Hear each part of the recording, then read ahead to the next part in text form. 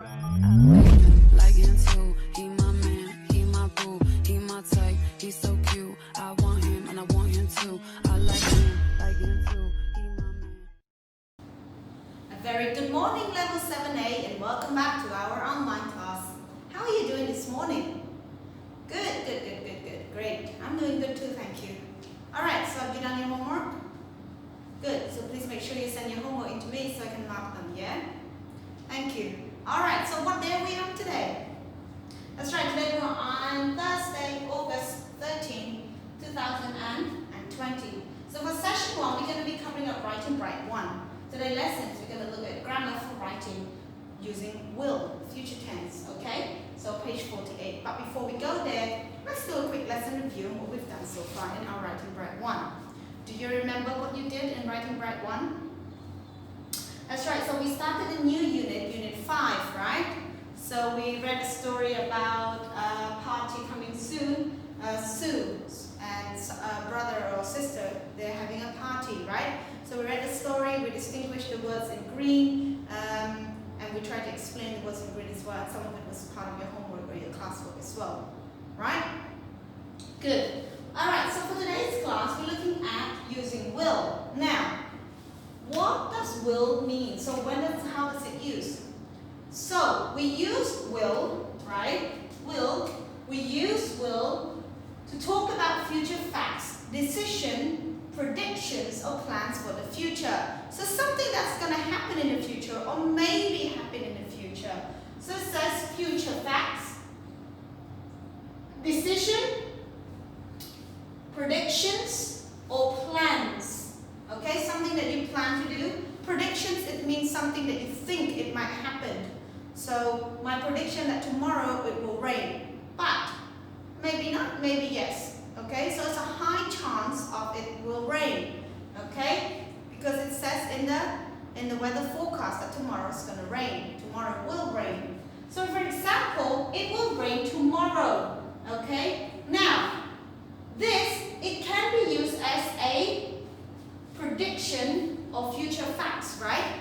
It is not a decision. It's not something to talk about that it will rain. Okay, you think so yet? No. So it's used as a prediction of future facts. It will rain tomorrow. Now, another example we can say is, I will help you. So, tomorrow I will help you, right? But, alright, let me write this on the board. I will help you. Right, the word will here, okay, it is a decision or it's a prediction or it's a plan, right? So I will help you. So it's depending on the context you're using the word will, okay? So I will help you means what? Maybe I'll help you, maybe I won't, okay? Let me decide tomorrow, then we'll see, okay? But it's most likely that it's a future, it's a plan that we're gonna help you. I will help you tomorrow, okay? Or I will help you the next day. I will help you on Friday, okay? Now, when we turn the word will into a negative form, we put a subject plus will not or won't. A shorter form of will not is won't, okay? A shorter form of will not is won't, right? The plus a verb. Now have a look at the example here. It will not rain tomorrow. It will not rain tomorrow. Now we have will not. We have a subject here. It will not. Rain is a verb or a noun. Okay, so will not rain tomorrow. It is a negative form, right? It will not. So it shows a negative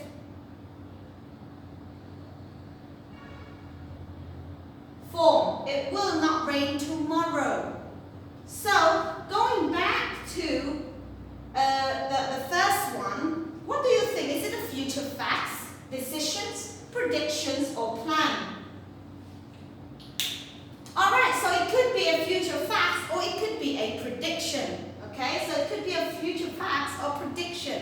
So it may rain tomorrow or it will not rain tomorrow. So we'll see, okay? It may rain but it will not rain. But it's most likely it's part of prediction that it will not rain tomorrow, okay? So now again, when you use it with a negative form, you need a subject plus a will not or won't, okay? So you can write both ways.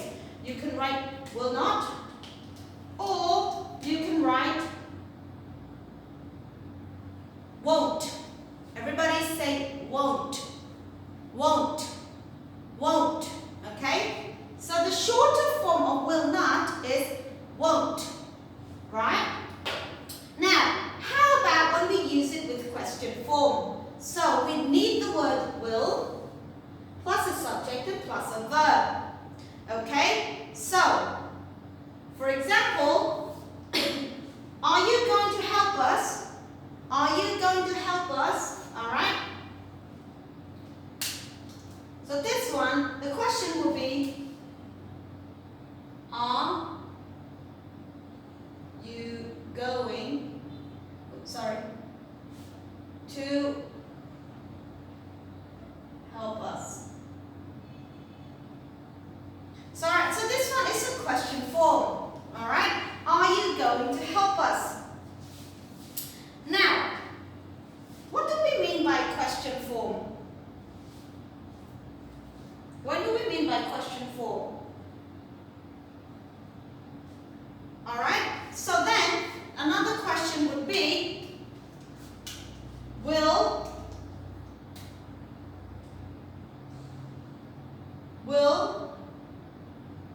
you help us? Okay? Will you help us? Sorry, not this one.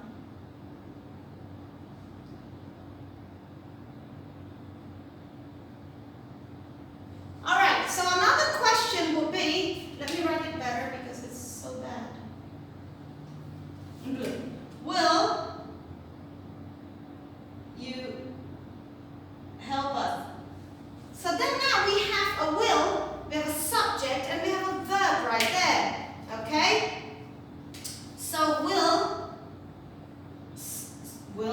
you is a subject, help is a verb, right? So will you help us? Okay? Good. Now number 3, we used to be going, so the verb to be, going to talk about a plan or prediction about the future. Okay? What do we mean by that? So for example, he is going to help us. Are you going to help us? Alright? Are you going to help us? So we use this as a what?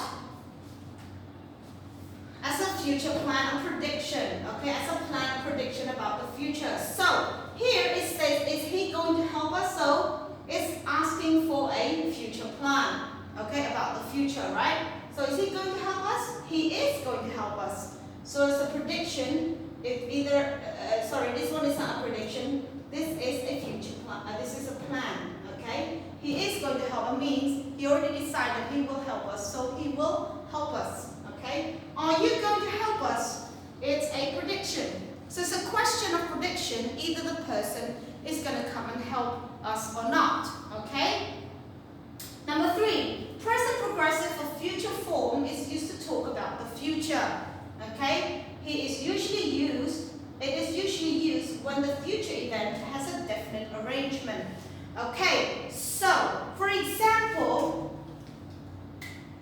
Debbie, I'm going to try it right. So here, Debbie is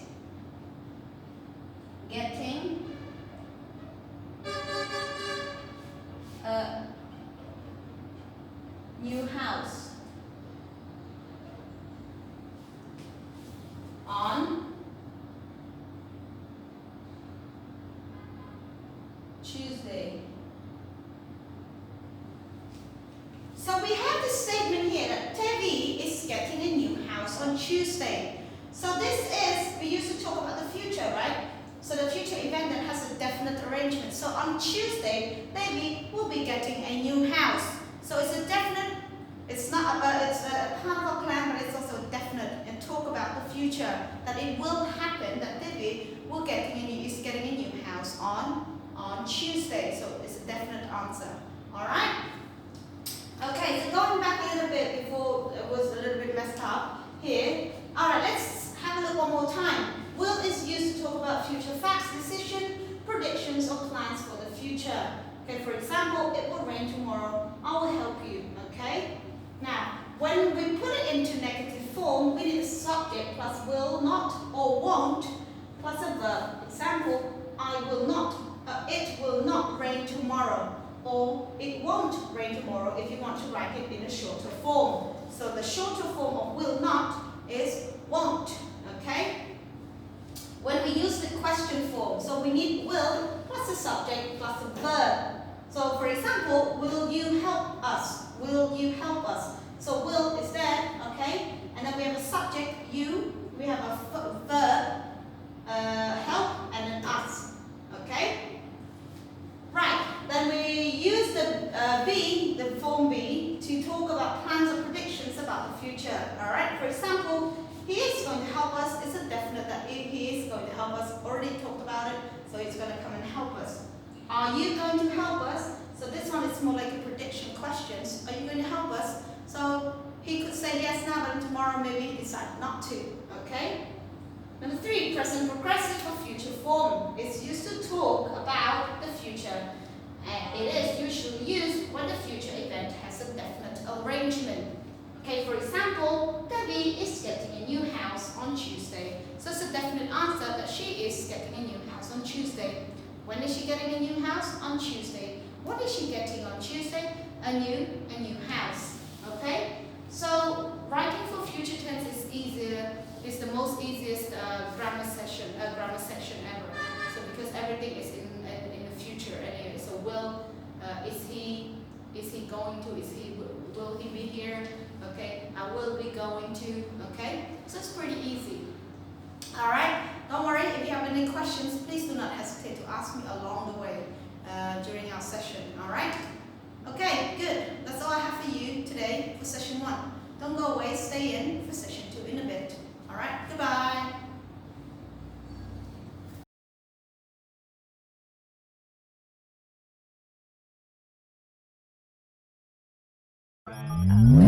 Like him too, he my man, he my boo, he my type, he's so cute. I want him and I want him too. I like him too, he my man. Hello, welcome back to session 2. All right. So for session 2 today, we're looking at blueprint 2 on page 51. Today we're just going to do some exercises based on page 51. All right. But before we go there, let's remind you of what we've done yesterday in our class. That's right. So yesterday we did a grammar section about gerunds, right? Gerunds. What is exactly gerunds, by the way? Do you know? What is gerunds? Right. So gerunds is what? It looks like verb with an end of ing. Okay. So for example, swimming is fun. Swimming is fun. Reading book is reading bores me. Okay, these are the examples, like a noun. Okay, so it can be used as a subject or it can be used as an object. So if you put it as a subject, it would be swimming is fun. What if you put it as an object? It would be I like swimming. Okay, so gerunds can use both nouns into subject or object, right? So you were doing some examples of it as well. You were creating sentences about gerunds as well, and you were asked to write some, basic sentences as well, right? Okay, good. All right. So what we're going to do today, we're going to do some grammar exercises. Practice page 51. Please open your book to page 51. Alright, so on page 51 is a grammar practice. Put the words in orders to make a sentences. So for homework, she doing avoids her. Number 2, practicing the piano continue, you should. Number 3, spelling English is hard words. Number 4, they cooking hate about learning. Number 5, classmate likes David working with his. Number 6, prefer at I food court eating the. Alright, so so what you need to do, you need to you need to put the words in order to make sentences. Alright, let's do 3 together and the rest maybe for homework or classwork. Alright, so the first one, homework, she doing avoids her. So what is the answer? Okay, she avoids doing her homework. Number 2, practicing the piano continue, you should. Practicing the piano continue, you should. What would the answer be? Right. Okay, so you should continue practicing the piano. You should continue practicing the piano. Number 3, spelling English is hard words. Spelling English is hard words. What's the answer?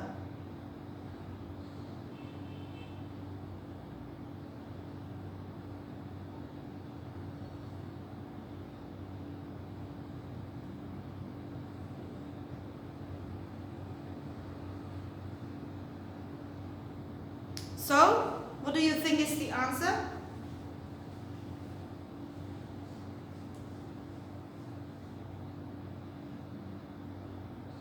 Right, so English spelling is hard words, okay? Right, have a look at exercise F, use the language, likes and dislikes. Yoo-hoo! I know you really like writing very much. Alright, writing a lot helps you, when it comes to English, it's important to learn how to write properly, right? So here is about likes and dislikes. Write a paragraph about things you like and don't like about school life. Include classrooms, activities, studying at home, social activities, clubs, and athletics. When you're finished, you need to discuss your paragraph with a partner. Now, since you're not working with a partner, you need to send the words in to me, okay? Or you can send the voice message in to me, all right? So, what you need to do, when you were at school, there must be something about you don't like and you like.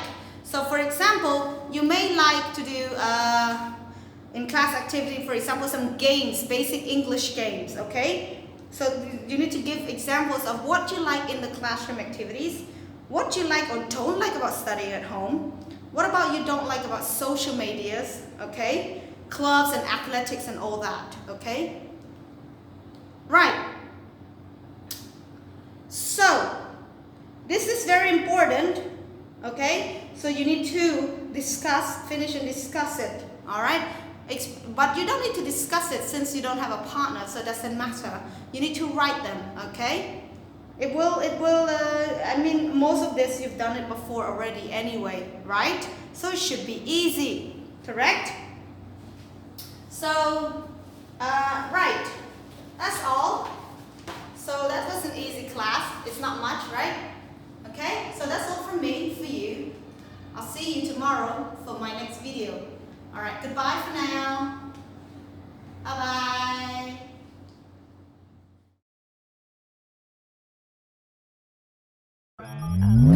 Like into